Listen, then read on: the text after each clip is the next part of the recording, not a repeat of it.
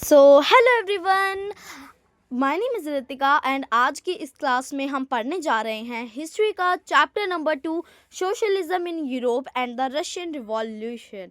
ठीक है, तो आज के इस चैप्टर को हम अपने नोट से पढ़ेंगे। तो सबसे पहला टॉपिक आता है बच्चों हमारा the age of social change. The age of social change मतलब समाज में बदलाव। ठीक है, डिफरेंट ग्रुप्स, इसमें क्या क्या हुआ, इसमें ना डिफरेंट ग्रुप्स डिफरेंट कम्युनिटीज़ बन गई थी। कहाँ? फ्रांस में बच्चों। ठीक है, रशिया में बच्चों। लिबरल्स, पहले आते हैं लिबरल्स, मतलब 3 टाइप ग्रुप्स थे, बन गए थे ग्रुप्स। तो पहले टाइप के ग्रुप्स कौन होते थे? लिबरल्स होते थे। ठीक है, इनके बारे में जान लेते हैं। तो फर्स्ट पॉइंट है हमारा, दे mainly wanted a nation that would tolerate all religions. मतलब ये चाहते थे, ये एक ऐसा राष्ट्र चाहते थे, एक ऐसा देश चाहते थे जहाँ पर सभी धर्मों को मान्यता दी जाए, क्योंकि वहाँ पे सिर्फ रशियन ऑर्थोडॉक्स क्रिश्चियनिटी को ही सबसे बड़ा माना जाता था। और लिबरल्स का मानना था, लिबरल्स क्या क्या कहते थे कि भाई देखो ऐसा नहीं होना चाहिए, सभी को हमें बराबर हक मिलना चाहिए, सभी धर्मों को उच्चतम मान्यता मिलनी चाहिए। ठीक है बच्चों, सेकंड पॉइंट है हमारा, they argued for an elected parliamentary government subject to laws interpreted by a well trained judiciary that was independent of rulers and officials. अब देखो ये क्या कहते हैं दूसरे पॉइंट में, ये इन्होंने ना बहस की, झगड़ा किया, किसके लिए? एक इलेक्टेड पार्लियामेंट्री गवर्नमेंट के लिए, कि देखो भाई हमें ना एक लोकतांत्रिक गवर्नमेंट चाहिए जिसको लोग चुने। ठीक है, सब्जेक्ट टू लॉज। देखो ये क्या कहते हैं, हमें पूरा एक अच्छे से गवर्नमेंट की फॉर्म चाहिए, लोकतांत्रिक गवर्नमेंट चाहिए जो जुडिशरी हो जिसमें, और जो खुद इंडिपेंडेंट हो। ठीक है, इसमें इंडिपेंडेंट कैसा है? इसमें इंडिपेंडेंट है कि उसमें रूलर्स ना हो। रूलर्स मतलब लोग चुने उन्हें, अपने रूलर्स को, अपने ऑफिशियल्स को लोग खुद चुने। ठीक है, ऐसा ना हो कि वही राजा बने फिर उसका बेटा बना फिर उसका बेटा, ये तो राजतंत्र हो जाएगा, मोनार्की हो जाएगा, है ना। तो ये डेमोक्रेसी चाहते थे। थर्ड पॉइंट है हमारा, नॉट डेमोक्रेट्स।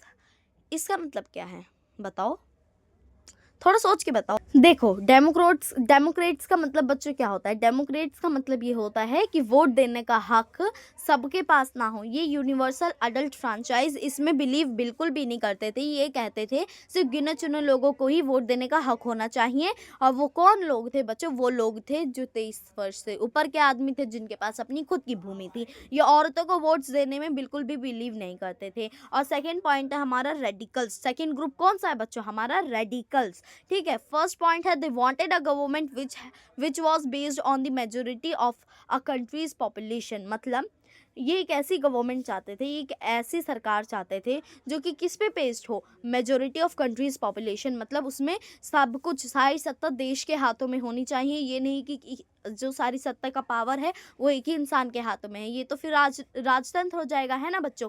इसीलिए रेडिकल चाहते थे कि गवर्नमेंट हमारी ऐसी हो जिसको चुने कौन? हम, हमारी कंट्री की, हमारे देश की पॉपुलेशन चुने, हम उसकी मेजोरिटी क्या हो? हमारे देश की पॉपुलेशन हो। The idea of non existence of private property and concentration of property in hands of a few was disliked bye them. देखो यही इनका मानना था कि ऐसा ना हो कि सारी जो प्राइवेट प्रॉपर्टी है, ये ना प्राइवेट प्रॉपर्टी को बुरा मानते थे। ये यही कहते थे कि जो प्राइवेट प्रॉपर्टी है ना वो समाज की बीमारी है। सारे जो समाज के लड़ाई झगड़े होते हैं वो प्राइवेट प्रॉपर्टी की वजह से होते हैं। ये इसमें बिल्कुल भी बिलीव नहीं करने चाहिए करते थे कि प्राइवेट प्रॉपर्टी हमारे पास होनी ही चाहिए। ठीक है, ये बल्कि उनको बहुत ही, मतलब उनको तो उनका बल्कि विरोध करते थे जिनके पास प्राइवेट प्रॉपर्टी होती थी। और concentration of property in hands of a few was disliked bye them.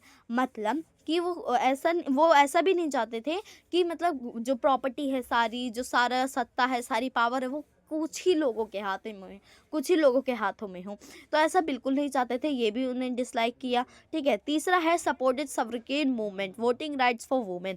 मतलब इन्होंने एक सफ्रिगेन मूवमेंट है बच्चों। हाँ, ठीक है, ये कौन सा मूवमेंट होता है, कौन सा आंदोलन है? औरतों ने ये आंदोलन किया था वोटिंग राइट पाने के लिए, इन्होंने, रेडिकल्स ने सपोर्ट किया था। इससे क्या पता चलता है? इससे यह पता चलता है कि रेडिकल्स जो थे डेमोक्रेट्स थे। ठीक है, तीसरे ग्रुप थे हमारे कंजर्वेटिव्स। कौन थे हमारे? Conservative. They were against the change, मतलब वो बदलाव जो समाज में, रेडिकल्स और लिबरल्स बदलाव लाना जहाँ चाहते थे, और वह उसी तरफ कंजर्वेटिव जो लोग होते थे वो बदलाव नहीं चाहते थे। वो बदलाव से उन्हें दुश्मनी थी, ठीक है, ऐसा मान लेते हैं, मतलब वैसे तो नहीं थी, बदलाव उन्हें नहीं पसंद था। They wanted the post to be respected and gradual change to take place. वो चाहते थे कि भाई देखो, अगर भाई जब उन्हें समझ आया, पता है कंजर्वेटिव्स लोग जो थे वो फ्रेंच रेवोल्यूशन के टाइम पर भी थे। फिर फ्रेंच रेवोल्यूशन के टाइम ये कंजर्वेटिव्स कौन होते थे? First estate and second estate के लोग। ये हमने फर्स्ट चैप्टर में पढ़ा है, जाके देख लीजिएगा मेरे चैनल पे, मैंने पढ़ा दिया है, ठीक है। तो ये कंजर्वेटिव्स कौन होते थे? फ्रेंच रेवोल्यूशन के टाइम पे भी थे। ये लोग क्या थे? ये लोगों के भले के बारे में नहीं सोचते थे, हित के बारे में बिल्कुल भी नहीं सोचते थे। ये बस अपनी टैक्स ना देने पड़े, अपने मौज मस्ती में, ये बस यही चाहते थे, ठीक है। तो ये क्या, जब इन्हें लगा फ्रेंच रेवोल्यूशन के टाइम, जब लगा कि अच्छा भाई क्रांति होगी, तब ये बदल गए, मुंह मोड़ लिया, ठीक है। और जब रशियन रिवॉल्यूशन का इन्हें थोड़ा थोड़ा लगा कि भाई नहीं, रेडिकल्स और लिबरल्स जो हैं अब तो बदलाव ला कर ही रहेंगे, तो इन्होंने कहा ठीक है। पहले तो ये बदलाव के अगेंस्ट थे, फिर इनको बाद में पता चला कि भाई अगर मैं नहीं मानूंगा तो फिर मैं ही मारा जाऊंगा। तो सेकंड पॉइंट में यही बोला है कि ये चाहते थे कि बदलाव जो है वो धीरे धीरे हो, ठीक है। और जो रिस्पेक्ट है इनकी बनी रहे। ऐसा नहीं कि भाई ये फ्रेंच रेवोल्यूशन के टाइम हमारा विरोध कर रहे थे, हमें टैक्स सारा देना पड़ रहा था, ये उनके साथ थे, हमारे दुश्मनों के साथ थे, तो इनकी इज्जत नहीं करेंगे। ये चाहते थे कि हमारी इज्जत हो और बदलाव धीरे धीरे हो। But soon after the revolution begin to accept the changes. मैंने आपको क्या बताया था कि जैसे ही क्रांति हुई, इन्होंने बदलावों को एक्सेप्ट करना शुरू कर दिया। बात बताओ, चलो क्रांति हो रही है, आपके विरोध में ही हो रही है, तो आप बदलोगे नहीं क्या? इतने सारे लोग एकजुट होकर एक बंदे का विरोध करेंगे तो उसको तो बदलना ही पड़ेगा, है ना। Industries and social change. Next topic है हमारा बच्चों, industries and social change. This was a period of economic and social change. ये एक ऐसा काल था, एक ऐसा पीरियड था जिसमें इकोनॉमिकल और सोशल चेंज, सामाजिक और आर्थिक दोनों तरह से बदलाव आए। Men and women and children were pushed into factories on lower wages, whereas liberals and radicals who were factory on lower wages. देखो ये क्या कह रहे हैं? ये कह रहे हैं कि जो आदमी होती थी, जो औरतें होती थी, जो बच्चे होते थे, उन्हें ज़बरदस्ती फैक्ट्रियों में, कारखानों में ढकेला गया कि जाओ भाई काम करो। ज़बरदस्ती, एक तो ढकेला ही ढकेला गया, और उन्हें बहुत कम तनख्वाह दी जाती, लोअर वेजेस, बहुत कम तनख्वाह दी जाती, वेजेस कम दिए जाते। वेयर एज, और जहाँ लिबरल्स और रेडिकल्स थे, ठीक है, who were factory on lower wages, जो उनके मालिक थे, ठीक है, पहले थे, समझ रहे हो। ये बदलाव की घड़ी आई तो फिर इन्होंने भी विरोध किया, ठीक है। Whereas liberals and radicals who were factory owners considered that workers efforts must be encourage. और उसी तरफ लिबरल्स और रेडिकल्स जो थे वो चाहते थे कि जो आदमी, औरत और बच्चों को कारखानों में ज़बरदस्ती, फैक्ट्रीज में ज़बरदस्ती धकेल के काम करवाया जा रहा है, ये मानते थे कि ऐसा नहीं होना चाहिए। उन्हें हमें एनकरेज करना चाहिए, उन्हें हमें बढ़ावा देना चाहिए, उन्हें हमें काउंसलिंग करनी चाहिए कि ऐसा नहीं, आप इसका विरोध करिए, गलत है, ठीक है। यही कह रहे हैं इसमें। तो अब हमारा नेक्स्ट है इश्यूज विद इंडस्ट्रियलाइजेशन, ठीक है। इंडस्ट्रियलाइजेशन के साथ इश्यूज क्या क्या हुए? लॉन्ग वर्किंग आवर्स हो गए। मतलब एक बात बताओ, आप काम पे जाओगे और वहाँ काम करवाते रहेंगे घंटों घंटों तक, कभी कभार तो ये 15-12 घंटे भी चला जाता था। एक बात बताओ, इंसानी तो है, मशीन तो नहीं है ना, ऑटोमेटिक मशीन नहीं है, वो कैसे कर लेगा? इंसानी तो है, उसे भी थकावट होती है। लॉन्ग वर्किंग आवर्स हो गए थे, पहला पॉइंट ये था। इन इश्यूज़ क्या क्या थे बता रहे हैं, ध्यान रख लीजिएगा। पहला था कि लॉन्ग वर्किंग आवर्स, बहुत देर तक काम करवाते थे, और ऊपर से पुअर वेजेस, कम तनख्वाह भी दी जाती थी। और तीसरा है हाउस सैनिटेशन इश्यूज़, अपने घर की ज़रूरतों को पूरी नहीं कर पाते थे वो लोग इतने कम तनख्वाह में।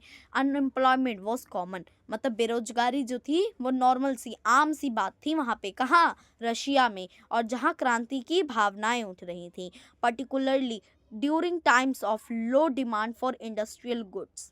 और मतलब अनएम्प्लॉयमेंट, बेरोजगारी तब कॉमन हुई जब जो ये मांग बढ़ने लगी, लो डिमांड होने लगी, कम डिमांड्स होने लगी इंडस्ट्रियल गुड्स के लिए, मैन्युफैक्चर्ड गुड्स के लिए, ठीक है। Liberals and radicals search for solution of these issues. Liberals और रेडिकल्स ने क्या किया बच्चों? लिबरल्स और रेडिकल्स ने ये जो इश्यूज थे, कम पैसे देना और बहुत लंबे लंबे समय तक, घंटों तक काम करवाना, ज़रूरतें न पूरी करवाना, बेरोजगारी होना, बहुत आम बात होना, इसके खिलाफ लिबरल्स एंड रेडिकल्स ने आवाज़ उठाई, ठीक है बच्चों।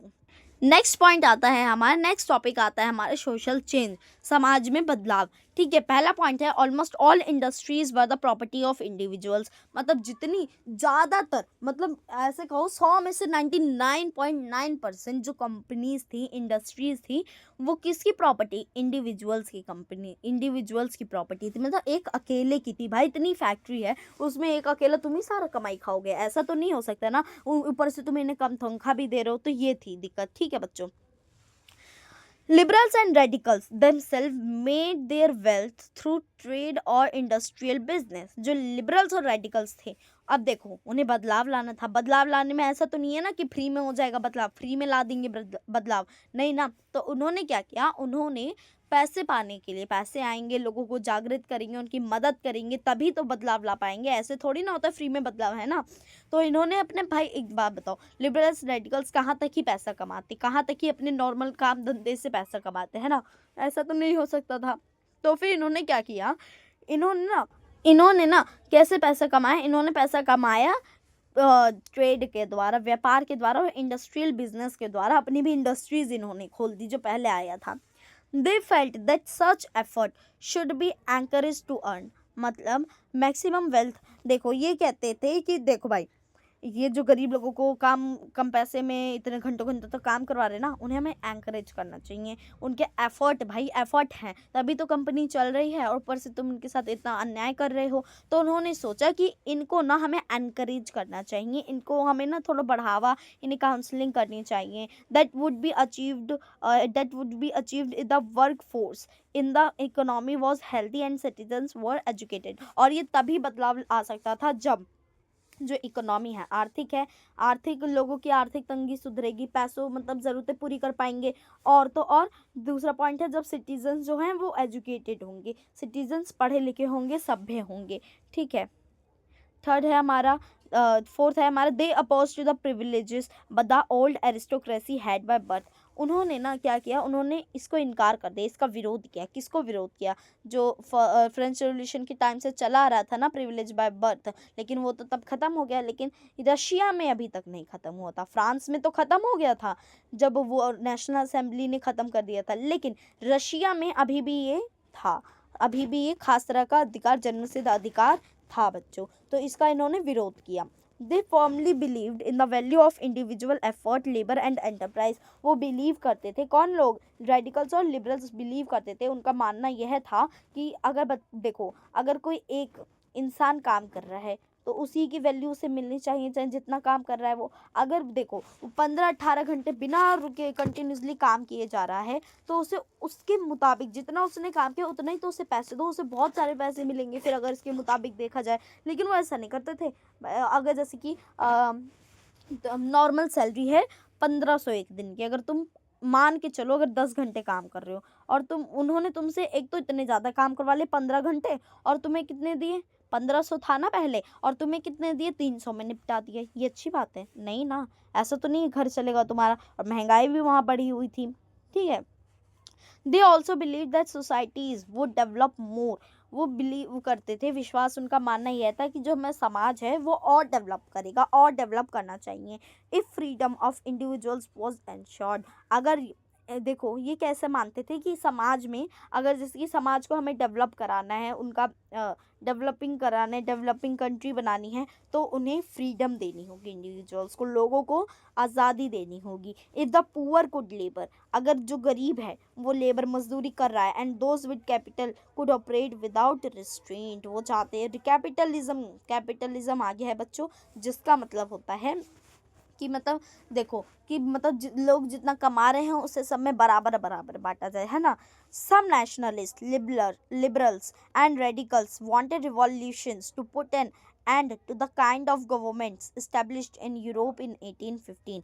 अब देखो कुछ नेशनलिस्ट होते थे, जो राष्ट्रवाद होते थे, और लिबरल्स होते थे, रेडिकल्स होते थे, वो क्रांति चाहते थे। अब भाई क्रांति क्यों चाहते थे, रीजंस आपको तो पता ही है, मैंने आपको पढ़ा चुकी हूँ मैं। ठीक है, वो क्रांति करना चाहते थे ताकि ये जो गवर्नमेंट का सिस्टम है ना यूरोप में, भाई ये जो राजतंत्र का सिस्टम है ना यूरोप में, इसे ख़त्म कर सके। ये कब इनके माइंड में ये विचार आया विरोध करने का, क्रांति करने का, कब विचार आया, 1815 में इनका ये विचार आता है। ठीक है बच्चों, in France Italy, Germany and Russia. They became revolutionaries and worked to overthrow existing monarchs. अब देखो, ये विरोध की आग सिर्फ रशिया और फ्रांस में ही नहीं, इटली और जर्मनी जैसे देशों में भी जल रही थी, इंग्लैंड जैसे देशों में भी जल रही थी, और लोगों ने वहां ठान लिया था कि अब क्रांति होके रहेगी, अब हम इस राजतंत्र को उखाड़ फेंकेंगे। ठीक है, नेक्स्ट टॉपिक है हमारा the coming of socialism to Europe.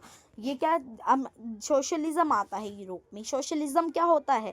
Socialism बेटा यही होता है कि मतलब जितना भी कमा खा रहे हो आप, है ना, उसको ना आपस में बराबर बांट लेना। और ये क्या चाहते थे, ये ना इंडिविजुअल के पास प्रॉपर्टी नहीं चाहते थे। सोशलिज्म में ऐसा सिस्टम था। By the mid 19th century in Europe socialism was a well known idea. मतलब 19वीं सदी के बीच मध्य तक आते आते सोशलिज्म का आइडिया जो है वो प्रचार प्रसार बहुत तेज़ी से बढ़ने लगा। ठीक है, socialism was well known idea, लोगों को ये आइडिया पसंद आने लगा। Socialist were against private property, जो सोशलिस्ट थे वो प्राइवेट प्रॉपर्टी के अगेंस्ट थे, जैसा मैंने आपको बताया था। And saw it as the root of all social ills of the time, और इसे एक जड़ की तरह देखा। एक जड़ की तरह देखा, कौन सी जड़ भाई बताओ? एक जड़ की तरह देखा जो कि सामाजिक बीमारियां पैदा करती है। ऐसे नहीं कि कोई डिजीज़ हो गया, ऐसा नहीं भाई, मतलब भेदभाव जैसा चीज़ें जो है वो हटा दिया जाए। ठीक है, individuals own the property that give employment, but the property were concerned only with personal gain and not with the welfare of those who made the property productive. ठीक है, इंडिविजुअल्स जो थे उनके पास अपनी खुद की कंपनीज थी, प्रॉपर्टी थी उनके पास अकेले की, जिन्होंने लोगों को एम्प्लॉयमेंट दिया, काम करने का अवसर दिया, but the property were concerned only with personal gain. लेकिन जो सारा जो मुनाफा होता था वो कौन ले जाता था? वो इंडिविजुअल्स जिनकी वो प्रॉपर्टी है, and not with the welfare, और वो लोगों के हित के बारे में बिल्कुल नहीं सोचते थे। उनको प्रॉपर्टी प्रोडक्टिव, जो उन्होंने काम किया है, जो उन्होंने काम करके उन्हें मुनाफा कमवाया है, वो उनको उनके हिस्से का बिल्कुल भी नहीं देते थे। So if society as a whole rather than single individuals controlled property, more attention would be paid to collective social interest. Socialists wanted this change and campaigned for it. मतलब अगर सोसाइटी को पूरा एक सिंगल इंडिविजुअल्स कंट्रोल प्रॉपर्टी, अगर society को individuals control करते हैं property के आधार पर, more attention would be pay to collective social interest, मतलब सोशल इंटरेस्ट में ज़्यादातर अटेंशन पे किया जाएगा। Socialist wanted this change and campaigned for it. Socialist को ये चेंज चाहिए था कि भाई ऐसा ना हो, इंडिविजुअल्स के पास अपनी खुद की प्रॉपर्टी ना हो, इसीलिए उन्होंने चेंज की भावना आई। डिफरेंट विजन्स ऑफ सोशलिस्ट क्या है बच्चों हमारे next topic? Different visions of socialist. हम देखो, पहले आते हैं बच्चों हमारे Robert Owen, a leading English manufacturer. ठीक है, sought to build a cooperative community. इन्होंने कॉरपोरेटिव कम्युनिटी बनाई जिसको न्यू हारमोनी इन इंडियाना के नाम से जाना गया। और कहाँ पे बनाए बच्चों? ये यूएसए में बनाए गए। कभी कभार मैच विद द फॉलोइंग करने को भी आ सकता है। रॉबर्ट ओन ऐसे लाइन वाइज दे दिया जाएगा, रॉबर्ट ओन, लुइस ब्लांक, फिर ऐसे उन्होंने कौन कौन सी कम्युनिटी बनाई, मैच करना होता तो ये याद करके जाइएगा। But other socialist demanded that government encourage cooperatives. लेकिन जो बाकी जो सोशलिस्ट थे उन्होंने क्या किया, भाई देखो हम क्यों खुद को एंकरेज किए, गवर्नमेंट हमें करे ना, अगर गवर्नमेंट हमारी सही है तो उसे वो हमारे को एंकरेज करेगी, है ना। In France Louis Blanc wanted the government to encourage cooperative and replace capitalist enterprises. लेकिन जो फ्रांस में ना लुइस ब्लांक थे वो चाहते थे कि गवर्नमेंट एंकरेज करे कॉरपोरेटिव्स को और कैपिटलिस्ट को हटा दिया जाए। ठीक है, these cooperative were to be association of people who produced goods together and divided the profit according to the work done by members। मतलब ये क्या कह रहे हैं कि कॉरपोरेटिव्स जो थे उन्होंने एसोसिएशन, संगठन बना रखा था। पीपल जो प्रोड्यूस करते थे वो आपस में बांट लेते थे, ये ऐसा ऐसा चाहते थे, और काम बराबर करो, पैसा बराबर अपने आप में बांट लिया जाए। ठीक है, कार्ल मार्क्स। अब किसके बारे में बच्चों हम पढ़ेंगे? Karl Marx, very very important बच्चों, कार्ल मार्क्स। ठीक है, इसका टाइम पीरियड याद रख लीजिए 1818 से 1818 से 1883 1883 तक, और फ्रेडरिच एंजल्स जिनका टाइम पीरियड क्या है 1820 से 1895 तक, 1820 से 1895 तक, added others ideas to this body of argument. जहां लोग आर्गूमेंट कर रहे थे कि कॉर्पोरेटिव को गवर्नमेंट एनकरेज करे, हम अपना खुद कम्युनिटी बना रहे हैं, उसी तरफ कार्ल मार्क्स जिनका टाइम पीरियड 1818 से 1883 तक है, और फ्रेडरिच एंजल्स जिनका टाइम पीरियड 1820 से 1895 तक है, उन्होंने इस दिस बॉडी ऑफ आर्गूमेंट्स में अपने भी आइडियाज शामिल कर दिए। Marks argued that industrial society was capitalist and the profit of capitalist was produced by workers. Marks ने क्या बोला, मार्क्स ने इस बात पे बहस की कि देखो जो इंडस्ट्रियल सोसाइटी है, इंडस्ट्री का कौन है, कैपिटलिस्ट ही चल रहा था उस वक्त, ठीक है, क्योंकि वो आपस में बांट लेते बराबर बराबर जो भी काम होता है। लेकिन जो सारा जो आप क्यों बांट रहे हो भाई, आप तो हेड, आप तो कुछ काम ही नहीं कर रहे हो, लेकिन जो सारा जो प्रोड्यूस हो रहा है, सारा मुनाफा जो प्रोड्यूस हो रहा है वो वर्कर्स द्वारा हो रहा है, नौकरों द्वारा हो रहा है, तो उन्हें भी अपना हिस्सा मिलना चाहिए।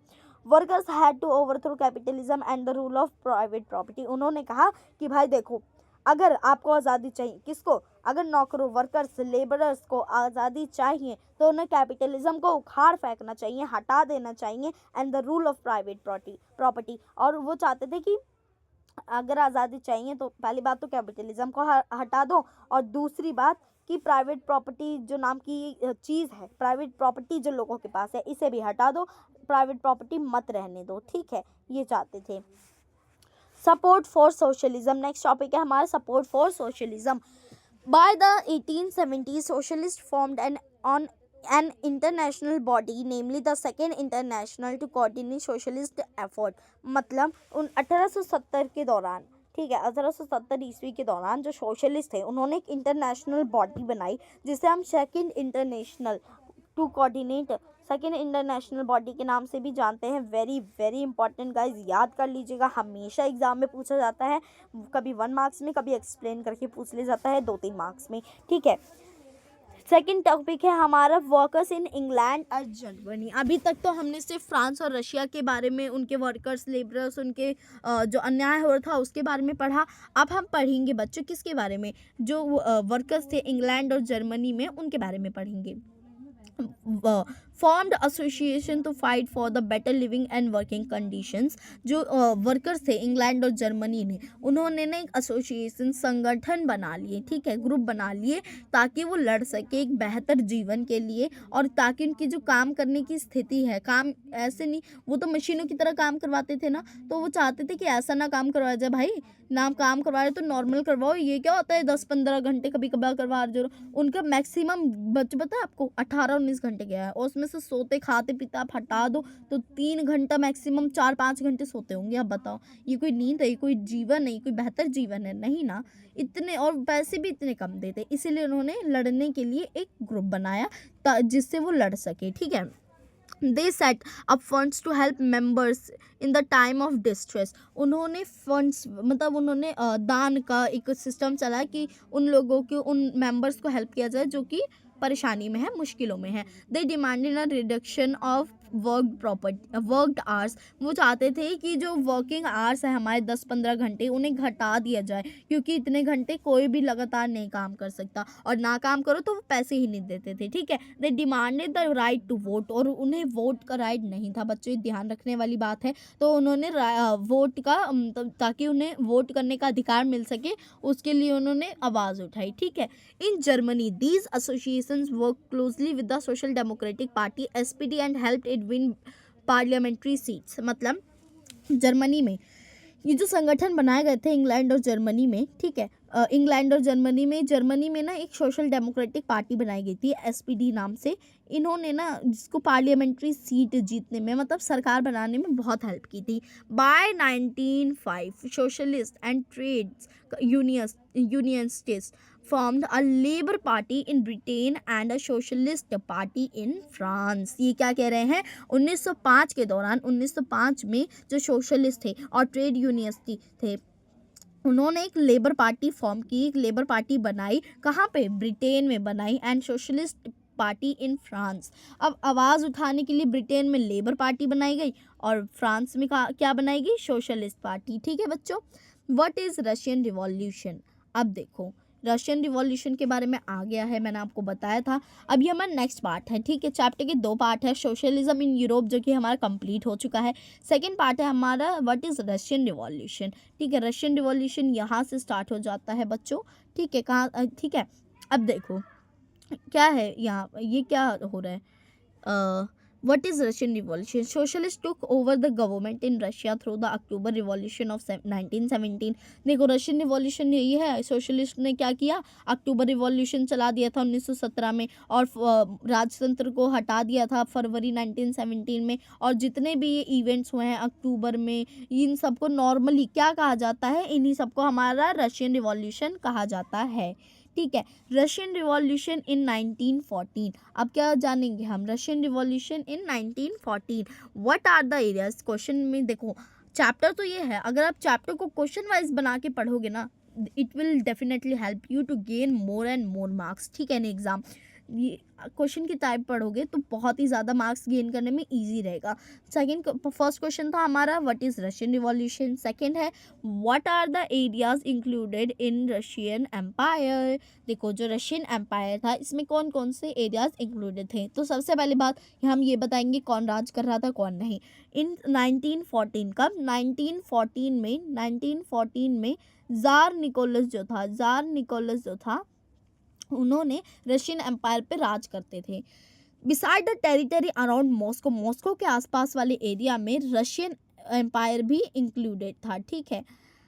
Current day Finland included, the Russian empire included current day Finland, Latvia, Lithuania, Estonia, parts of Poland, Ukraine and Belarus. देखो रशियन एम्पायर जो है ना, वो आज के समय में जो फिनलैंड है, लातविया है, लिथुआनिया है, एस्टोनिया है, इन सबको तो अपने अंदर लेता ही लेता था वो, बल्कि साथ ही साथ जो पोलैंड, यूक्रेन और बेलारूस के पार्ट्स थे ना, इन देशों के कुछ पार्ट्स को अपने अंदर रशियन एम्पायर के अंदर लेता था। It stretch to the Pacific and compromised today's Central Asia states as well as Georgia, Armenia and Azerbaijan. इन्होंने ये इनका जो रशियन एम्पायर था ये पैसिफिक ओशन तक फैला हुआ था, और आज के समय में ये जॉर्जिया, आर्मेनिया, अजरबैजान जैसे देशों तक भी फैला हुआ था। मेजोरिटी रिलीजन, अब देखो वहाँ पे मेजोरिटी रिलीजन कौन सा था, वहाँ पे मुख्य धर्म कौन सा था, तो था वहाँ पे Russian Orthodox Christianity, but also included Catholics, Protestant, Muslim and Buddhist. ये क्या कह रहे हैं कि वहाँ पे मेन जो धर्म वो तो था रशियन ऑर्थोडॉक्स क्रिश्चियनिटी, सिर्फ क्रिश्चियनिटी नहीं, रशियन ऑर्थोडॉक्स क्रिश्चियनिटी, ठीक है। लेकिन वहाँ पे नॉर्मल और भी लोग लेते थे, जैसे Catholics, Protestants, Muslims and Buddhist, लेकिन मेन जो था रशियन ऑर्थोडॉक्स क्रिश्चियनिटी ही था बच्चों। Economy and society, vast majority of Russian people were agriculturist, मतलब वहाँ का जो मुख्य काम था, लोग क्या काम करते थे मेनली, वहाँ पे लोग मेनली जो थे वो खेती बाड़ी का काम करते थे, एग्रीकल्चरिस्ट थे, ठीक है। अबाउट 85% लोग जो थे रशिया में वो एग्रीकल्चरिस्ट थे, ठीक है। 85%, 100% आबादी में से 85% जो है वो एग्रीकल्चरिस्ट थी। एंड फ्रांस में 40% लोग एग्रीकल्चरिस्ट थे, एंड जर्मनी में 50% लोग एग्रीकल्चरिस्ट थे। रिजल्टेड कोल प्रोडक्शन डबल, इसका रिजल्ट क्या हुआ कि इतने सारे, अब देखो Russia was a major exporter of grain, जो मेजर एक्सपोर्टर जो आदान प्रदान का होता है, सबसे ज़्यादा जो मेन था वो रशिया था। कौन था बच्चों, रशिया था, किसका, मेजर एक्सपोर्टर, ग्रेन का, ठीक है। Prominent industrial areas were ST Petersburg and Moscow, जो ज़्यादा मेन जहाँ पे सबसे ज़्यादा इंडस्ट्रीज होती थी वो कौन से एरियाज थे, ST Petersburg and Moscow. Large factories existed alongside craft workshop, जो बड़ी बड़ी फैक्ट्री होती थी, बड़े बड़े कारखाने होते थे, वो जो थे क्राफ्ट वर्कशॉप के साइड में स्थित होते थे। इसका रिजल्ट क्या हुआ अभी ये देख लो बच्चों। इसका रिजल्ट कुछ ऐसा हुआ कि कोल प्रोडक्शन डबल, जो कोल प्रोडक्शन था, मतलब कोल का जो ये उत्पादन करते थे वो डबल हो गया। आयरन स्टील आउटपुट क्वाड्रपल, जो आयरन स्टील का ये जो काम करते थे ये 4 गुना हो गया। बाय द 90s, 1900 के दौरान in some areas factory workers and craftsman were almost equal in number, और कुछ एरिया में तो जो फैक्ट्री वर्कर्स थे, फैक्ट्री में काम करने वाले लोग थे, क्राफ्टमैन थे, वो ऑलमोस्ट बराबर की संख्या में थे, ठीक। अब देख लो इसमें इश्यूज क्या होते हैं, issues in industry, last topic है हमारा, मतलब इस वीडियो का, low wages and limited hours. इसमें जो है कम तनख्वाह दी जाती थी लोगों को, और बहुत लिमिटेड आवर्स थे, मतलब इतने इतने घंटे तो काम करवाए जाते थे, ऊपर से इतने कम पैसे दे देते थे। ठीक है, working day was 15 hours compare to 10 और 12 आवर्स। हम जहाँ नॉर्मल सबसे ज़्यादा डे आवर्स कहाँ चला जाता है, 10 या 12 घंटे सबसे ज़्यादा बता रही हूँ मैं, वहीं उस समय पर 15 घंटे लोगों को लगातार बिन रुके काम करवाया जाता था। Accommodation varied from room to dormitories. It means कि मतलब लोगों को कोई सुविधा नहीं दी जाती थी, इतना काम करवाते थे बट कोई सुविधा नहीं दी जाती थी। ठीक है बच्चों, कोई भी नहीं सुविधा दी जाती थी। वो कहाँ भाई, एक बेड पे 4-4 5-5 लोग सोते थे, वो कोई ज़मीन पे सो रहा है, कोई कहीं सो रहा है, कोई भी फैसिलिटी नहीं थी अच्छी वहाँ के इंडस्ट्रीज़ में। ठीक है, तो सो आई होप बच्चों कि आपको मेरा चैप्टर जो है ये समझ आया होगा, एंड इसका नेक्स्ट वीडियो का पार्ट मैं जल्दी अपलोड कर दूँगी, तो आप उसे देख लीजिएगा। And like, subscribe and comment करना बिल्कुल मत भूलिएगा। And thank you for all this love children, bye. So hello everyone, welcome to part 2 of history chapter socialism in Europe and the Russian Revolution। तो आज का हमारा टॉपिक है division of workers, मतलब वर्कर्स को बांटना। तो पहला हमारा पॉइंट है workers were divided by skill. जो वर्कर्स है किस बेसिस पे डिवाइड किए गए थे, तो जो वर्कर्स है वो स्किल्स के बेसिस पर डिवाइड किए गए थे। किसके बेसिस पर? स्किल्स के बेसिस पर। ठीक है, metal workers consider themselves aristocrats, their occupation demanded more training and skill. मतलब जो मेटल वर्कर्स थे ना, वो अपने आप को एरिस्टोक्रेट्स मानते थे। क्या मानते थे? एरिस्टोक्रेट्स, जो कि क्या करते थे, जिनको और ट्रेनिंग और स्किल की ज़रूरत होती थी। और तीसरा पॉइंट है हमारा, women's made up 31% of the factory by force 1914 but paid less than man. मतलब जो वुमेन है ना, वो फैक्ट्री में टोटल 31% होती थी 100% में, और बाकी जो बच जाते थे, ठीक है, वो मैन होते थे। देख जाए तो 59% मैन और 31% हमारी जो होती थी वुमेन होती थी। ठीक है, 1914 में। लेकिन जो वुमेन है फिर भी उनको आदमियों से कम पैसा दिया जाता था, क्योंकि क्या होता था वहाँ पे भेदभाव होता था लिंग के आधार पर। Workers did strike. These strikes took place frequently in the textile industry during 1896 to 1897 and in the middle during 1902। देखो ये क्या कह रहा है कि जो वर्कर्स थे ना, उन्होंने इन कारणों की वजह से, कौन कौन से कारण, कि तो इन्हें भाई देखो, इन्हें ना स्किल के बेसिस पे बांट दिया गया, चलो ठीक है, लेकिन मेटल वर्कर्स ने अपने आप को एरिस्टोक्रेट्स मान लिया और ट्रेनिंग स्किल की डिमांड की, और वुमेन को जो कि 31% जो कि अपनी स्पेस ऑक्यूपाई करती थी फैक्ट्रीज में, उन्हें मैन से कम जो वेजेस थे वो दिए जाते थे, तनख्वाह कम दी जाती थी। ठीक है, इसीलिए इन्होंने 1896 से 1897 के बीच में इन्होंने स्ट्राइक किया। ठीक है, डिवीजन, नेक्स्ट टॉपिक है हमारा division in the country side. क्या है? Division in the country side. पहला पॉइंट है हमारा, large properties were owned by nobility, crown and Orthodox church. मतलब जो लार्ज प्रॉपर्टीज होती थी, बड़ी बड़ी ज़मीनें होती थी, ज़मींदारें होती थी, वो सब किसके अंडर आती थी? वो सब जो है नोबिलिटी, क्राउन और ऑर्थोडॉक्स चर्च के अंडर आती थी। एंड सेकेंड पॉइंट है हमारा, nobles got power and position through सार। तो ना मतलब जो नोबल्स होते थे उन्हें जनरली अदर कंट्रीज़ में लोग चुनते थे, लेकिन इसमें क्या था, इसमें ना ज़ार निकोलस सेकंड जो था वो नोबल्स को चुनता था, वो मंत्रियों को चुनता था।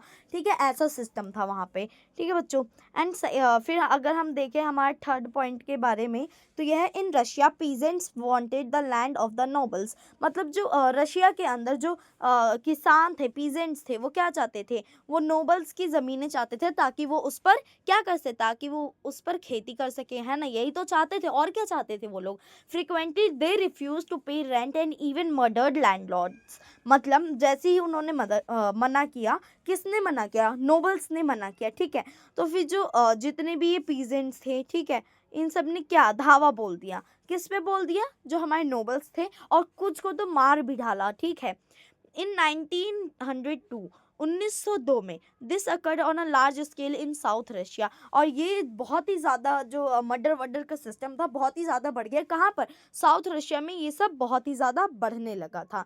ठीक है, एंड नेक्स्ट देखो, हमारा Russia peasants were different from others. मतलब जो रशियन पीजेंट्स थे ना, रशिया के जो किसान थे, वो बाकी अदर देशों से जो थे वो डिफरेंट थे। यूरोप के जो कंट्री थे, फ्रांस के जैसे किसान थे, उन सब से अलग जो थे कौन थे? रशियन पीजेंट्स, रशिया के किसान थे। They pooled their land together periodically and they commune meet divided it according to the needs of individual families. तो ये क्या कह रहा है बच्चों? ये कह रहा है कि मतलब देखो, ये कह रहा है कि मतलब जैसे कि इन सब ने ना क्या किया, एक टुगेदर हो गए, मतलब इन्होंने एक इकट्ठा कर लिया, एक ग्रुप बना लिया कि मतलब देखो हम सब, इन्होंने अपने सारी जितनी भी खेती की ज़मीन थी उन सबको एक जगह रख दिया, मतलब रखा नहीं, मतलब मिला लिया आपस में, एंड उस पर वो लोग मिलके खेती करने लगे। और इनका जो हेड होता था, जैसे कि ये सब किसान है, ठीक है, बहुत सारे किसान हैं, ये एक बड़े से एरिया में खेती कर रहे हैं, ये अलग अलग एरिया हैं खेती के, इन सबको मिला दिया गया है। क्या कर दिया गया है? मिला दिया गया है। इनका जो हेड होता था ना, वो कौन होता था? इनका जो हेड था वो मीर होता था। कौन होता था? मीर होता था, ठीक है, जिसे कम्यून भी कहते हैं।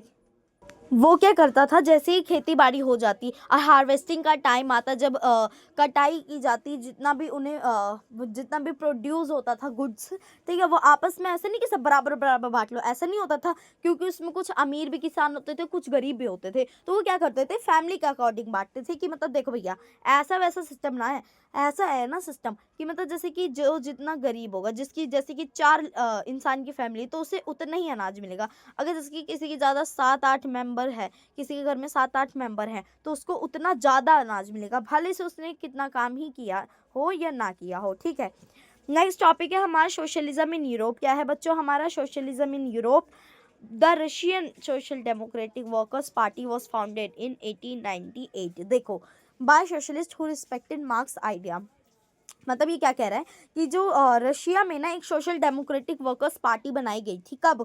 1898 में। कब बच्चों? 1898 में रशिया में एक पार्टी बनाई गई थी, सोशल डेमोक्रेटिक वर्कर्स पार्टी, ठीक है, जो कि मार्क्स के आइडिया को, हमने पढ़ा था पिछली वीडियो के पार्ट में, मार्क्स के आइडिया के आधार पर बेसिस था, उसके अकॉर्डिंग ही बनाई गई थी ये पार्टी, ठीक है, उन्हीं के आइडियाज़ को ये फॉलो भी करते थे, ठीक है। ये क्या कह रहा है next point? The all political parties were illegal before 1914 in Russia. मतलब जितनी भी रशिया में 1914 से पहले की जो पार्टी थी ना, 1914 से जितनी भी पहले की पार्टी थी, वो क्या थी? वो इलीगल थी, गलत थी, मतलब कानूनी तौर से इलीगल थी, ठीक है। तो मतलब इसका मतलब क्या होता है बच्चों? इसका मतलब ये होता है कि जो सोशल डेमोक्रेटिक वर्कर्स पार्टी होती है, वो भी क्या थी? वो भी हमारी इलीगल ही थी, और वो इलीगल तरीके से काम भी कर रही थी, लेकिन वो तो जनता के हित के लिए था, इसलिए जनता ने उसे सपोर्ट करा, है ना। सिंपल सी बात है। अभी आप ही नॉर्मल सोच के बताओ कि आपके हित के लिए कोई काम हो रहा है, भले से वो चाहे कोई भी तरीका अपनाया हो, चाहे अधर्म का या फिर कुछ उल्टा रास्ता अपनाया हो, लेकिन वो जनता के हित के लिए है, तो आप तो उसे सपोर्ट करोगे। भाई अच्छा काम कर रहा है, चाहे जैसा भी तरीका अपनाए, लेकिन हमारा फ़ायदा हो रहा है तो हम उसे सपोर्ट करेंगे, है ना। अब क्या कह रहे हैं कि it set up a newspaper, mobilised workers and organised. मतलब ये क्या कह रहा है कि मतलब देखो, ये इलीगल तो थी ही, तो इन्होंने क्या किया, इन्होंने छुप छुप के लोगों तक खबरें पहुंचाई कि कब इन्हें स्ट्राइक करना है, कब विरोध करना है, कब क्रांति करनी है, ये सब ये छुप छुप के पहुंचाते थे। किसके द्वारा? Newspaper, mobile phone, TV shows, इन सब के द्वारा, ठीक है। अब देखो ये क्या कह रहा है। अब ये कह रहा है socialist were active in the country side through the late 19th century, they form the socialist revolutionary party in 1900। देखो ये क्या कह रहा है कि जो कंट्री साइड, मतलब जो गांव वाले एरिया थे ना, वहाँ पे जो सोशलिस्ट थे बहुत एक्टिव थे, मतलब उन्हें पता था कि देखो भाई, क्या पता था कि देखो भाई, अब देखो क्रांति से ही होने वाला है, ये लोग बातों के भूत तो है नहीं, लातों के भूत है। तो इन्होंने ना एक ग्रुप बना लिया, एक पार्टी बना ली, जिसका क्या नाम था? Socialist revolutionary party. रिवॉल्यूशन के लिए एक सोशलिस्ट रिवॉल्यूशनरी पार्टी बना ली थ्रू 19th सेंचुरी। 1900 में पार्टी बनाई गई थी। सोशल डेमोक्रेट्स डिसएग्री, जो सोशल डेमोक्रेट्स थे ना, जो शहर वाले लोग थे, वो ना इस बात से मना कर देते हैं, विरोध कर देते हैं इस बात का कि नहीं भाई ऐसा नहीं होना चाहिए। क्योंकि देखो वो कहते हैं कि एक बात बताओ, हम क्या पागल हैं? हम शहर में इतनी मेहनत से काम कर रहे हैं, हम भी तो हैं, हमारे भले हमारे हित के लिए भी सोचो। अगर आप सिर्फ कंट्री साइड के बारे में सोचोगे तो गलत बात होगी, है ना। Lenin felt that peasants were not one united group, some were poor and others rich, some worked as laborers while others were capitalists who employed workers। मतलब लेनिन कहता है कि भाई देखो, किसान तो बहुत सारे हैं, है ना। 85% जो था वो किसान ही था, है ना बच्चों। तो ये क्या कहता है कि जो किसानों का ग्रुप है ना रशिया में, वो एकजुट नहीं हो पा रहा है। जितने भी है ना क्रांति के लिए कोई एकजुट ही नहीं हो पा रहा है। और क्यों नहीं हो पा रहा है? क्योंकि कुछ लोग अमीर थे, कुछ लोग गरीब थे। कुछ लोग गरीब थे, दूसरों की ज़मीन पे खेती करके 200-300 में मान जाते थे। लेकिन कुछ लोग अमीर थे जो लोगों को उल्टा काम देते थे, लोगों को एम्प्लॉय करते थे, ठीक है, एम्प्लॉयमेंट देते थे, ठीक है। रशियन सोशल डेमोक्रेटिक पार्टी को दो भागों में बांटा गया बच्चों। एक थी बोल्शेविक पार्टी। क्या थी? एक बोल्शेविक पार्टी और दूसरी थी मेंशेविक पार्टी। बोल्शेविक पार्टी किसके लेड बाय, मतलब किसके द्वारा बनाई गई थी? तो ये बनाई गई थी व्लादिमीर लेनिन के द्वारा, ठीक है। एंड जो मेंशेविक पार्टी थी वो जूलियस मार्टोव के द्वारा बनाई गई थी। एंड इनका थॉट क्या था कि भाई क्यों बनाई इन्होंने बोल्शेविक मेंशेविक पार्टी, क्यों बनाई भाई? आप ही सोच के बताओ कि क्या कोई ज़रूरी था? इन्होंने सोशलिस्ट रिवॉल्यूशनरी पार्टी तो बना ही रखी थी, उससे पहले भी 2-3 पार्टी लीगल बना रखी थी, तो इन्हें बोल्शेविक और मेंशेविक क्यों बनानी पड़ी? आप सोच के बताओ ज़रा। भाई कोई इंसान मजबूर होगा, कुछ हालात ऐसे होंगे तभी तो बनाए होगा, है ना। तो इन्होंने क्या सोचा कि इन अ रिप्रेसिव सोसाइटी लाइक सारिस Russia the party should be discipline and should control the number of quality of members. तो ये इन्होंने क्या सोचा कि जैसे ज़ार निकोलस सेकंड के समय में क्या होता था, रशिया में डिसिप्लिन होता था, है ना। तो वो डिसिप्लिन चाहते थे, वो एक तरह का डिसिप्लिन चाहते थे अपनी पार्टी बोल्शेविक में। और लेकिन वो चाहते थे हम क्रांति तो करेंगे लेकिन थोड़े डिसिप्लिन से, लोग हमारी बात माने। और उसमें ना ऐसे नहीं कि सब आ जाओ भर लेंगे हम अपनी पार्टी में, आ जाओ, नहीं, ऐसा बिल्कुल नहीं होता था। उसमें ना वो क्या कहते थे, कम ही मेंबर्स लेंगे लेकिन क्वालिटी वाले मेंबर्स लेंगे, ठीक है। हम क्वांटिटी नहीं, वो वाली बात हो जाती है ना, क्वांटिटी नहीं भैया, क्वालिटी हमें दो, है ना। तो यही बोल्शेविक का मानना था, भाई क्वांटिटी से हमें कोई मतलब नहीं है, हमें नंबर पे रोक लगाना है, कंट्रोल करना है और क्वालिटी ऑफ मेंबर्स को डेवलप करना है, सुधारना है। और उसी तरह मेंशेविक पार्टी का क्या थॉट था कि उन्होंने क्यों बनाई? The party should be open to all as in Germany. अब इन्होंने सोचा भाई फायदा तो हमें निकालना होगा, एक बोल्शेविक है, एक सोशलिस्ट रिवॉल्यूशनरी पार्टी है, तो हम भाई हमारे सत्ता में आना तो मुश्किल हो रहा है, जनता हमारी विश्वास क्यों करेगी हम पर? तो उन्होंने कहा कि भाई देखो, जिसको आना है हमारी पार्टी में आ जाओ, चाहे गरीब हो, अमीर हो, चाहे कोई भी हो भैया, कोई भी दूसरे देश का, अपने देश का, कोई भी आ जाओ हमारे में। जैसे जर्मनी में सिस्टम था कोई भी आ जाओ, है ना। उसी तरह मेंशेविक में यही सिस्टम था कि इन्हें लगा कि भाई लोग सुनेंगे, जिनको इन्होंने नहीं लिया, बोल्शेविक ने जिनको निकाल दिया वो हमारे में आ जाएंगे और युद्ध करेंगे, बल्ले बल्ले। लेकिन ऐसा नहीं था, ठीक है। फिर एक टॉपिक आता है a turbulent time with the 1905 revolution, 1905 revolution. ये क्या कहता है? रशिया वॉज एन ऑटोक्रेसी, मतलब रशिया में क्या था, सिर्फ एक ही राजा का भाई सिस्टम था। मेरी बात मानोगे तुम लोग, ठीक है, मैं तुम्हारा राजा हूँ। और वो राजा कौन था? जार निकोलस सेकेंड, हम सबको पता है बच्चों। Tsar was not subject to parliament. देखो जार जो था ना, सार, तो वो क्या था, उसके ऊपर पार्लियामेंट का कोई भी रोब नहीं जमता था। मतलब वो कुछ गलत काम भी कर देगा ना, पुलिस उसे अरेस्ट नहीं कर सकती थी, उसके खिलाफ कोई एक्शन नहीं ले सकती थी। Liberals in Russia campaigned to end this state of affair, मतलब उन्होंने क्या किया कि भाई देखो ऐसा तो नहीं होगा, जो पार्लियामेंट बना वो सब पे होगा, पार्लियामेंट सबके लिए होना चाहिए, सब पे उसका एक्शन लेगा, कोई किसी से डरेगा नहीं, ये वो भाई ऐसा नहीं सिस्टम होना चाहिए। अगर उनको ऐसे क्राइम करने पर ऐसे छूट दी जा रही है तो हमें भी दो। तो इनका ऐसा था। तो फिर कहा कि हम पार्लियामेंट जो है हम बनाएंगे डेमोक्रेटिक बनाने के लिए, इन पे भी ये करवाएंगे। तो जो लिबरल्स है रशिया के अंदर, उन्होंने क्या किया, उन्होंने इस चीज़ को ख़त्म कर दिया कि ज़ार के ऊपर अब कोई भी पार्लियामेंट नहीं रहेगा। उन्होंने कहा अब रहेगा, वो गलत काम करेगा तो उसे जेल जाना पड़ेगा, समझे। सेकेंड पॉइंट है peasants, workers, democrats and revolutionaries gets together and demanded a constitution. मतलब रिवॉल्यूशनरी जो पार्टी थी और डेमोक्रेट्स थे, वो ना किसके साथ मिल गए, वो किसानों, वर्कर्स के साथ मिल गए और उन्होंने ना डिमांड की, किसकी डिमांड की? एक कॉन्स्टिट्यूशन की, एक संविधान की, ठीक है। एक एक स्वतंत्र राज्य बनाने के लिए हमें कुछ चीज़ें ज़रूरी होती है, मतलब एकदम ऐसे नहीं है कि अगर वो नहीं होगा तो होगा नहीं, है ना। मतलब कॉन्स्टिट्यूशन उन्हें चाहिए था ताकि देश का संचालन अच्छे तरीके से हो सके, देश को अच्छे तरीके से चलाया जा सके। Supported by nationalist and Jadidist. देखो सपोर्ट किसने किया, इस डिसीजन को सपोर्ट किसने किया, इन लोगों को सपोर्ट जो ये लोग चाहते थे कि संविधान बने, तो इनको नेशनलिस्ट और जदीदिस्ट ने सपोर्ट किया था। जदीदिस्ट कौन होते थे भाई बताओ? थॉट ऑफ मॉडर्न इस्लाम, मतलब ये चाहते थे कि देखो आधुनिक युग आ रहा है तो हमें आधुनिक इस्लाम चाहिए, आधुनिक मुसलमान वाला सिस्टम चाहिए भाई, ऐसा नहीं है हम पुराने नहीं रहेंगे। तो इन लोगों को हम जदीदिस्ट कहते हैं, ठीक है। नेक्स्ट टॉपिक बच्चों हमारा है 1904 a tough year for Russian workers. First point है प्राइजेस ऑफ एसेंशियल गुड्स रोज, मतलब जितनी भी ज़रूरतमंद चीज़ें थी उन सब का जो प्राइस है अचानक से बहुत तेज़ बढ़ गया। Real wages decline by 20%। मतलब एक बात देखो, अगर चीज़ें महंगी होंगी और तुम्हारी आमदनी उतनी की उतनी रहेगी तो तुम्हें लगेगा कि हमारा जो पैसा है वो घट गया है, इनकम जो है, हमारी जो तनख्वाह है वो घट गई है ना। वहीं अगर आपकी तनख्वाह ज़्यादा होगी और प्राइस जो है वो घट जाएगा तो क्या लगेगा आपको कि अरे भाई चीज़ें तो सस्ती हो रही हैं, बल्कि आपकी तनख्वाह तो उनकी है और वो तो घट रही है उल्टा, है ना, तो आपको तो यही लगेगा, है ना। इसी तरह ये कह रहे हैं कि 20% जो उनका वेजेस था वो घट गया, तनख्वाह थी वो घट गई। People asked for strikes in Putilov iron works when 4 labour were dismissed. मतलब देखो इन्होंने क्या कर दिया ना, इन्होंने क्या कर दिया, जार ने ना 4 लेबर को, ठीक है, 4 लेबर को, 4 काम करने वाले व्यक्ति को डिसमिस कर दिया, निकाल दिया काम से। तब ये लोग कहाँ गए, ये सब ने उस दिन कर लिया, भाई आज नहीं छोड़ेंगे, आज तो विरोध होके रहेगा। तो इन्होंने एक पुटिलॉव आयरन वर्क्स नाम की एक जगह है, एक फैक्ट्री है, वहाँ पे ये इकट्ठा होते हैं, स्ट्राइक करते हैं।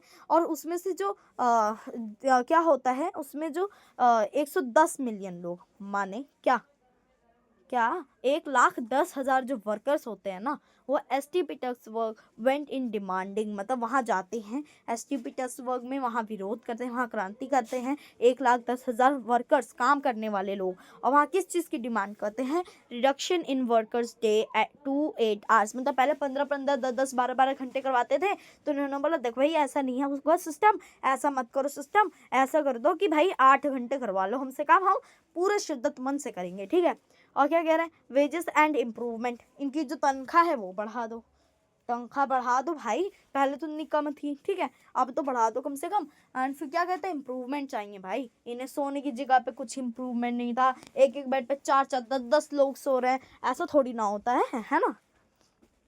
फिर एक क्वेश्चन आता है, देखो मैंने आपको पहले भी बोला था, जो भी टॉपिक है, कुछ टॉपिक ऐसे होते हैं जिन्हें क्वेश्चन के माध्यम से अगर आप पढ़ेंगे तो बहुत हेल्प करता है आपको एग्जाम में, आपको कहीं और सा आंसर नहीं देखना पड़ता। क्वेश्चन आंसर के टाइप में अगर आप चैप्टर को पढ़ोगे ना तो फिर मतलब आपको कहीं और जाने की, किसी और वेबसाइट पे ज़रूरत नहीं पड़ती है, कहीं और ढूंढने का टाइम वेस्ट करने का ज़रूरत नहीं पड़ता है। अपनी कॉपी खोलो, फटाफट इंपॉर्टेंट क्वेश्चन रिवीजन मारो, इंपॉर्टेंट टॉपिक्स रिवीजन मारो और चल दो एग्जाम के लिए टॉप मार के आओगे।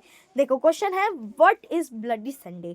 तो क्या कह रहा है, ब्लडी संडे क्या है भाई, खूनी संडे है क्या, कोई इंसान है क्या संडे जो वो खूनी बन गया, मर्डर बन गया, नहीं भाई। देखो क्या कह रहा है, when the procession of workers led by Father Gapon reach the Winter Palace. देखो जिन लोगों को इन्होंने निकाला था ना, जिन 4 लोगों को निकाला था, उनका जो हेड था कौन था भैया, फादर गेपोन था। कौन था, फादर गेपन। देखो नाम तो अजीब सा है लेकिन अब क्या ही कर सकते हैं, फादर गेपोन इनका हेड था। और इनका जो एक विंटर में पैलेस था, ठीक है, विंटर पैलेस नाम की एक इनका महल था, राजशाही महल, ठीक है, वहाँ पे फिर लोग आते हैं, वहाँ पे हमला वमला करते हैं, attacked by police and Cossacks, 100 workers. देखो फिर अटैक्ड बाय, किसके द्वारा अटैक किए गए थे ये तो जो फादर गेपोन तो अच्छे थे, है ना भाई, वो तो वर्कर्स के हित में वो थे, है ना, और उन्हीं के महल पे तुमने धावा बोल दिया, उन्हीं के महल में पुलिस और कोसाक को भेज दिया उनके महल को तोड़ फोड़ने के लिए, लूटने के लिए। तो उसमें जो 100 वर्कर्स, जो 100 वर्कर्स थे वो मर गए थे और 300 वर्कर्स जो थे वो घायल हो गए थे। This incident is known as bloody Sunday. और इसी इंसिडेंट को, जो 100 लोग मर गए, 300 लोग घायल हुए, फादर के पोन के पैलेस को इन्होंने पूरा लूटपाट मचा दिया और जो तोड़ फोड़ कर दी थी महल में, उसी इंसिडेंट को क्या कहा जाता है बच्चों, ब्लडी संडे कहा जाता है उसी इंसिडेंट को, ठीक है। अब देखो क्या है नेक्स्ट पॉइंट, हमारा नेक्स्ट पॉइंट है, people made strikes all over the country and establish the unions and demanded a constituent assembly. मतलब जो पीपल ने ना देखो विरोध कर दी, क्रांति कर दी पूरे देश में, ये नहीं कि एक जगह पे, नहीं, पहले तो एस टी पीटर्सबर्ग में की थी, नहीं भाई अब पूरे देश में करेंगे, हम सब एकजुट होके अब इसको हटा देंगे, जार निकोलस को ना फेंक दो रशिया से बाहर, ठीक है। तो ये लोगों ने सोच लिया। तो देखो क्या कहते हैं ये लोग, तो ये लोग करते हैं क्या, पीपल में ये लोग स्ट्राइक्स कर देते हैं, विरोध क्रांति करने लगते हैं पूरे देश में, एक जगह पे नहीं पूरे देश में। And establish the unions and demanded a constituent assembly. और ये कहते हैं, और इन्होंने क्या किया, अपने यूनियंस, मतलब एक तरह के ग्रुप होते हैं, ग्रुप, ढेर सारे ग्रुप को बनाया, उसको इस्टेब्लिश किया और डिमांड की, किसकी डिमांड की? कॉन्स्टिट्यूएंट असेंबली, किसकी डिमांड की बच्चों? कॉन्स्टिट्यूएंट असेंबली की डिमांड की। Jar allowed the creation of elected parliament और डूमा। फिर जब जार को लगा, अरे भैया बस बस कर दो, अगर मेरे को अपनी, जार को पता चल गया अगर मुझे अपनी सत्ता में रहना है तो भाई ऐसा काम नहीं करना पड़ेंगे, अब भाई फादर के पाँव से माफ़ी मांगनी पड़ेगी, अब ना ऐसा चलने वाला काम। तो जार ने क्या किया? अलाउ कर दिया, जनता को अलाउ कर दिया, वर्कर्स को अलाउ कर दिया, ठीक है हम पार्लियामेंट बनाएंगे, जिसे वहाँ पे क्या कहा जाता था? डूमा कहा जाता था। लेकिन डूमा जैसे ही बना 75 दिन के अंदर अंदर फर्स्ट डूमा को डिसमिस कर दिया गया, ख़राब कर दिया गया, मतलब हटा दिया गया, ठीक है। और फिर दोबारा डूमा बनाया गया था और वो 3 महीने के अंदर हटा दिया गया। और फिर उसी तरह तीसरा डूमा बनाया गया। लेकिन तीसरे डूमे में क्या हुआ? तीसरे डूमे में ना इन लोगों ने क्या कर दिया, अपने इलेक्टेड जो पॉलिटिशियंस थे, अपने इलेक्टेड जो लोग थे, मंत्री थे, जार ने खुद की पसंद से रखे, ठीक है। नेक्स्ट टॉपिक है हमारा the first world war and the Russian empire. तो देखो जो यूरोपियन अलायंसेस थे ना, यूरोप के अंदर जितनी भी कंट्री थी वो दो भागों में बटी हुई थी, एक सेंट्रल पावर्स, एक अलाइड फोर्सेस। सेंट्रल पावर्स के अंदर आते थे जर्मनी, टर्की एंड ऑस्ट्रिया, और अलाइड फोर्सेस में France, Britain and Russia, Italy, और बाद में इटली और रोमानिया भी भाई जुड़ गए थे, ठीक है। तो इन्होंने क्या किया? देखो people supported tsar in world war first to obey Duma. देखो पीपल ने ना सार को जो वर्ल्ड वॉर फर्स्ट में लड़ रहा था अलाइड फोर्सेस की तरफ से, उसको सपोर्ट किया, भाई जाओ राजा लड़ रहा है भाई, सपोर्ट तो करना चाहिए, ठीक है। लेकिन फिर बाद में क्या किया? जार ने ना डूमा की बात मानने से मना कर दिया। क्या कर दिया? डूमा की बात मानने से ही मना कर दिया। अब लोगों को गुस्सा आ गया भाई, बहुत तेज गुस्सा चढ़ गया। तो एंटी जर्मन सेंटीमेंट्स की वजह से जो एसटी पीटर्सबर्ग का जो नाम है वो बदल के क्या रख दिया गया? वो बदल के पेट्रोगार्ड रख दिया गया, इसके न्यू नेम, ठीक है। Russia lost in Germany and Austria between 1914 to 1916। जो रशिया था वो हार गया था किससे? जर्मनी और ऑस्ट्रिया से 1914 से 1916 के बीच। ओवर 7 मिलियन कैजुअलिटीज़ बाय 1917, मतलब 70 लाख से ज़्यादा लोग जो थे मारे गए थे, 7 मिलियन जो लोग थे वो मारे गए थे। People gives the credit to tsar. इन सब का जिम्मेदार लोगों ने किसे ठहरा दिया? जार को ठहरा दिया, भाई तेरी वजह से हुआ है, और तेरे को हर ओर से ताने मारे जा रहे थे जार को, ठीक है भाई। लेकिन जार बेशरम कुछ नहीं करता।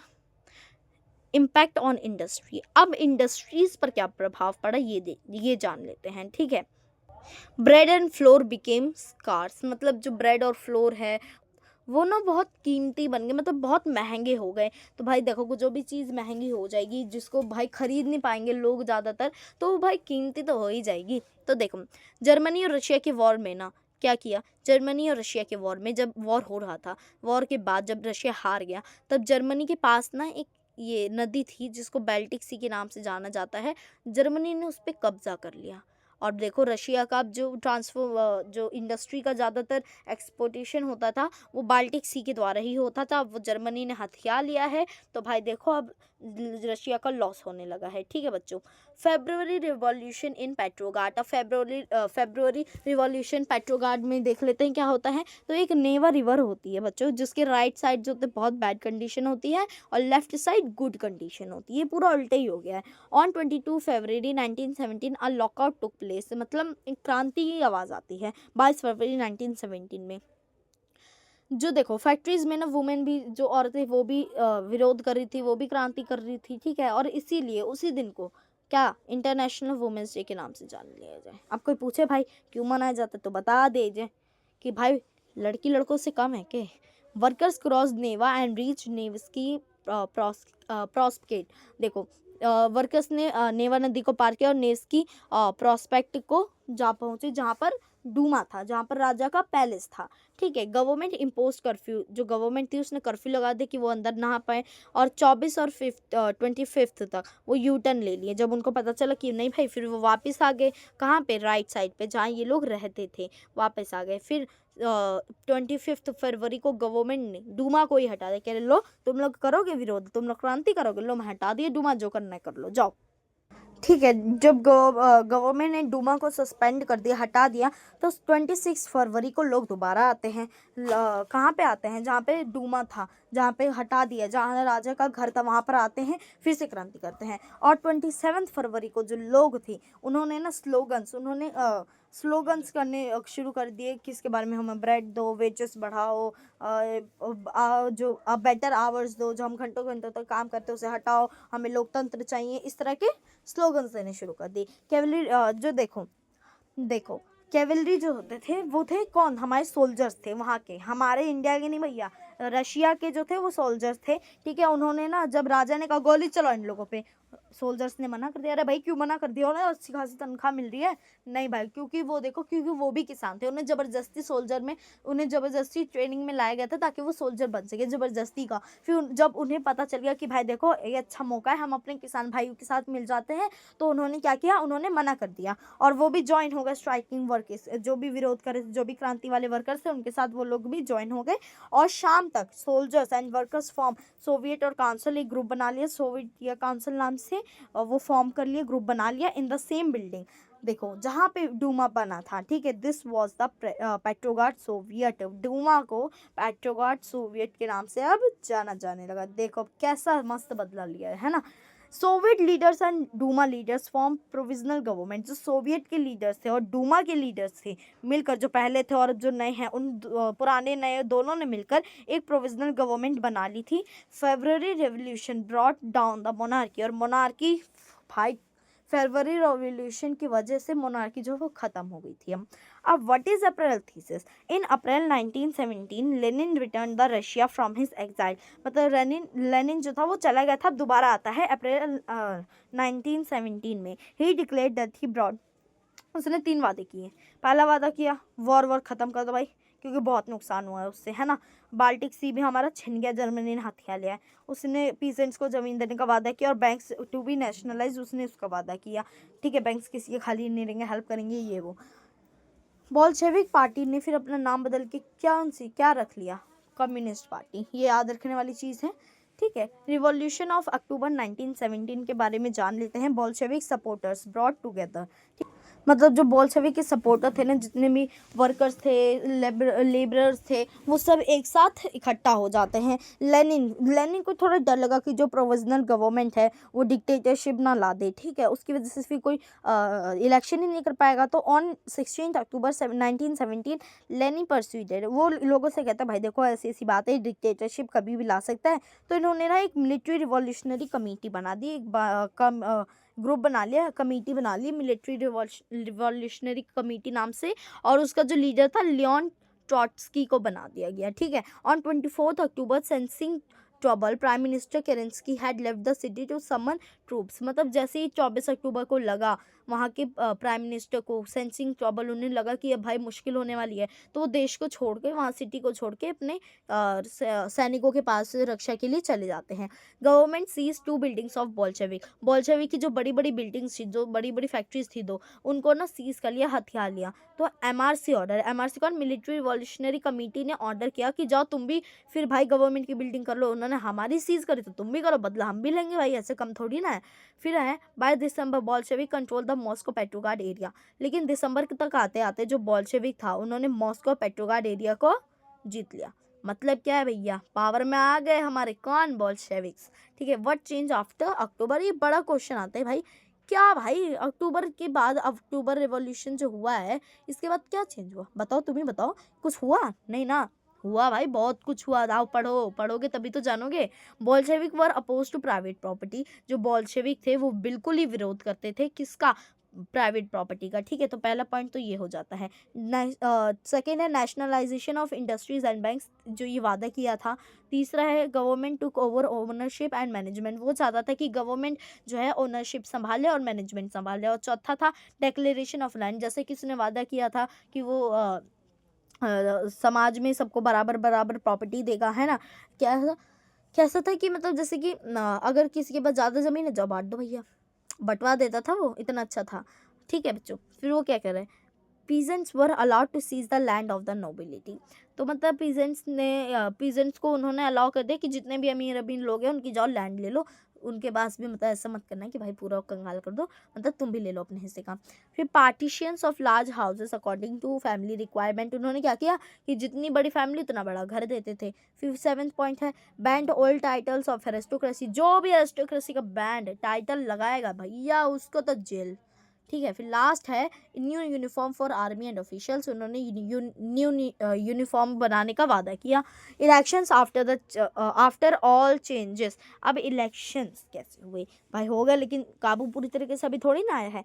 इन नवंबर 1917 बोल्शेविक्स कंडक्टेड इलेक्शंस, मतलब इन्होंने इलेक्शन करवाए लेकिन ये जीत नहीं पाए। फिर मार्च 1918 को Lenin made peace with Germany at Brest Litovsk, तो इन्होंने क्या किया, लेनिन ने, बोल्शेविक ने क्या किया, व्लादिमीर लेनिन ने क्या किया कि इन्होंने ना एक एग्रीमेंट साइन कर लिया जर्मनी के साथ, जैसे कि इन्होंने वादे किया था कि कोई भी वॉर नहीं करेंगे, तो इन्होंने एक एग्रीमेंट साइन किया, ब्रेस्ट लिटवास्क नाम से है। उसका मतलब ये कि अब कोई भी वॉर नहीं होगी। What changes made by Bolsheviks, अब बोल्शेविक के द्वारा क्या चेंज लाए गए।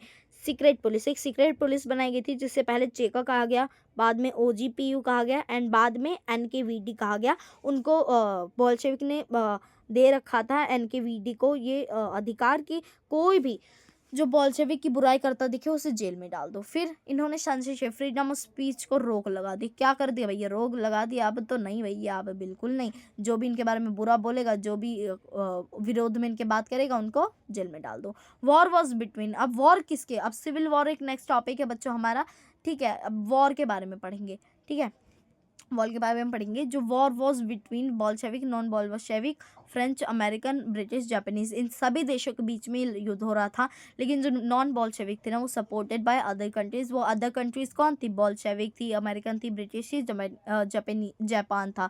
इन सब के द्वारा सपोर्ट मिल रहा था किसको, नॉन बोल्शेविक को, जो बोल्शेविक के मेंबर नहीं थे। बोल्शेविक सक्सीडेड, बट इन सब के दौरान भी बोल्शेविक जीत गया। मेकिंग अ सोशलिस्ट पार्टी, अब एक सोशलिस्ट पार्टी बनाने एक टॉपिक आता है, ठीक है। लेनिन इंट्रोड्यूस 2 प्लान्स, लेनिन ने 2 प्लान्स इंट्रोड्यूस के बनाए जो कि कब 5 साल के थे, ठीक है। पहला जो है वो 1927 से 1932 तक चलता है, दूसरा जो है 1933 से 1938 तक चलता है। प्रोडक्शन इंक्रीज, जो प्रोडक्शन था चीज़ों वस्तुओं का उत्पादन था वो बढ़ जाता है, हाई प्रोडक्शन इंक्रीज हो जाता है। Rapid construction led to poor working condition, मतलब ये कहते थे भाई जल्दी जल्दी काम करो, जल्दी जल्दी अब कंस्ट्रक्शन बनाने हैं ना, जल्दी जल्दी सारा काम कर लेंगे, तो लेकिन लगातार लोगों से काम करा जाता था। ये इसका एक नेगेटिव पॉइंट था, ठीक है। क्या था, एक नेगेटिव पॉइंट था। In the city of Magnitogorsk steel plant was achieved in 3 years, एक सिटी है मैग्नीटोगोर्स्क, यहाँ पे एक स्टील प्लांट का एक बिल्डिंग थी, तो उसको 3 साल में केवल बना दिया गया। अब बताओ इतनी जल्दी, उसमें सिर्फ 550 बार लोगों को ब्रेक मिला था, लेकिन उसके बाद फिर मिला ही नहीं। सिर्फ 550 इतने दिन में, सिर्फ ब्रेक की बात कर रहे हैं, लगातार फिर काम करते रहे।